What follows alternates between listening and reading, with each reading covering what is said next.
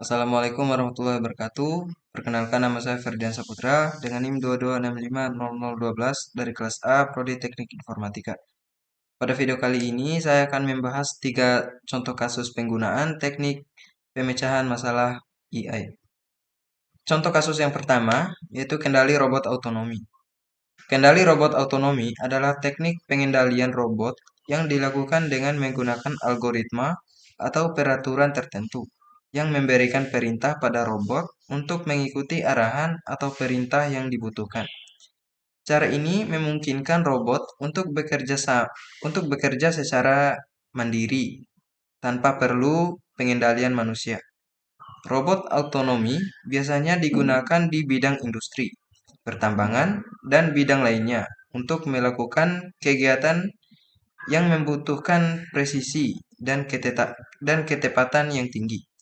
Algoritma yang digunakan untuk kendali robot ini dapat menggunakan pemodelan dinamis atau pemodelan statis, serta pengenalan objek atau pengukuran position. Nah, contoh dari kendali robot autonomi dapat ditinjau dari beberapa contoh penggunaannya pada bidang tertentu. Yang pertama, di bidang pertanian, robot autonomi dapat digunakan pada sektor pertanian untuk mengontrol sistem pengairan dan sistem irigasi pada lahan pertanian secara mandiri. Yang kedua, bidang manufaktur. Robot autonomi dapat digunakan di industri manufaktur untuk memproduksi produk secara mandiri dan dengan efisiensi yang tinggi. Yang ketiga, di bidang perawatan rumah sakit. Robot autonomi dapat digunakan pada rumah sakit dan fasilitas kesehatan lainnya untuk meningkatkan kualitas pelayanan dan pemantauan kondisi pasien. Yang keempat, bidang eksplorasi ruang angkasa.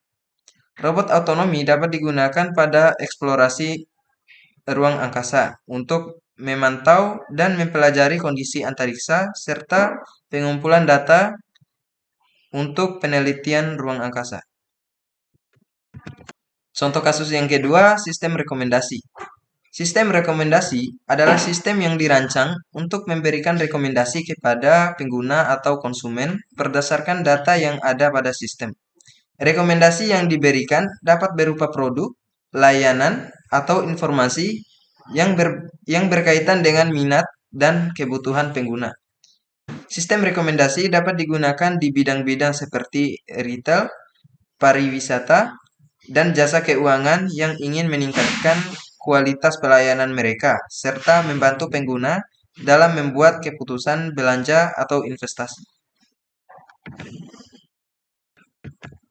Contoh dari sistem rekomendasi yang Anda temui di kehidupan sehari-hari.